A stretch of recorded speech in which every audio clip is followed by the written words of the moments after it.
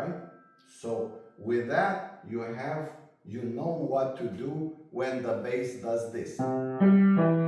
Goes up and down on the arpeggio of the tonic chord, which the bass does a lot, right?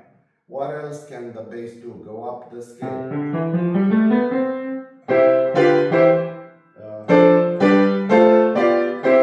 Yes?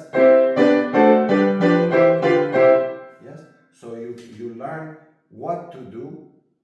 That means all the good harmony and counterpoint, they go together. That means harmony is sounds good, sounds good, sounds good. Counterpoint.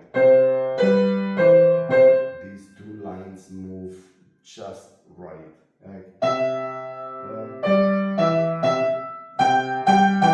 These lines sound just perfect, okay? You can put them together. And so if you get used to these formulas, starting from what the bass can do, so let's say I showed you what happens if the bass goes up the scale, the bass could go down the scale. Yes, the bass can do a couple more things.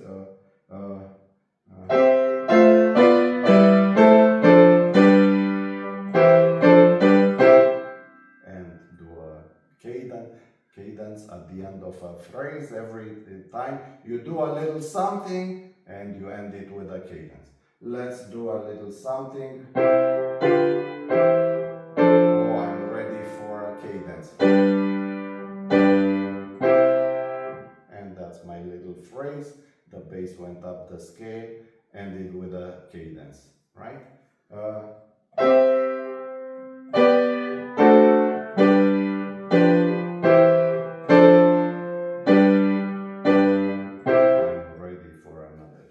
And so on.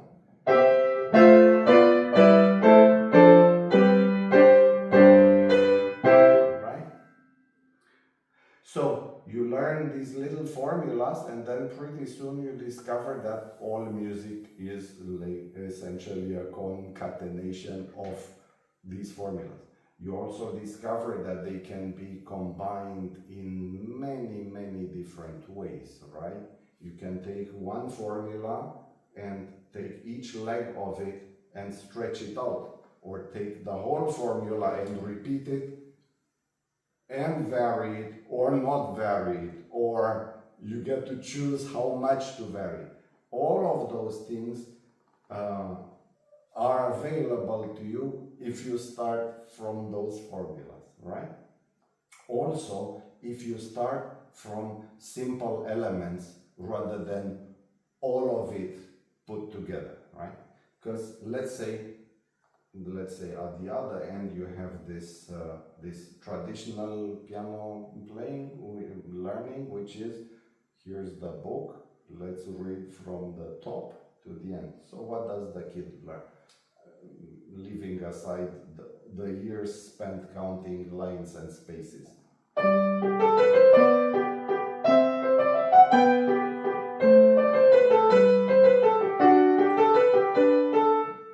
Already it's much better than what's on the page, okay, but right. Okay, so is the kid supposed to understand or to find by himself that, wait a minute, this is a bass,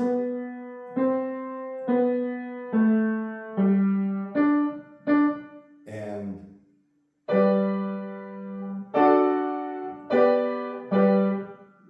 is that, and to decide on his own that, wait a minute, with this bass note, these two notes sound good. With this bass note, these sound good. These notes sound good, and so on. No, a kid is gonna be very busy counting lines and spaces, and after 2 months he's gonna be able to play,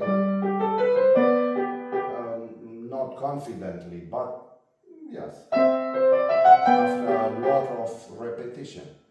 The memory that he's creating is muscular, cerebellum. Cerebellum is very good for remembering muscular memories, except that you have already overloaded, right? This is way too much information for the cerebellum, and it shouldn't go there, right? Because music, what does a performer do?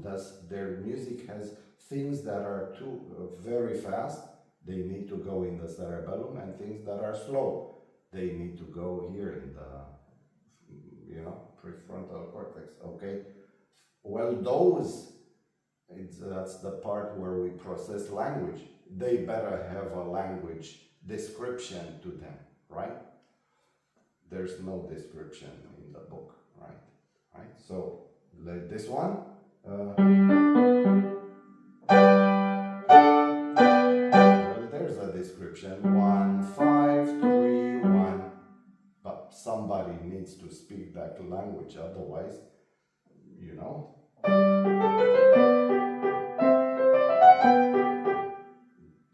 all the kid can do is move their fingers.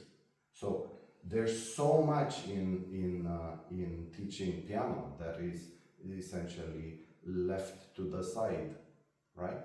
There's so much that a student could learn but does not learn because nobody mentions it, right? So that's the big missed opportunity of piano lessons. So that in fact is like in a lot of other areas when we have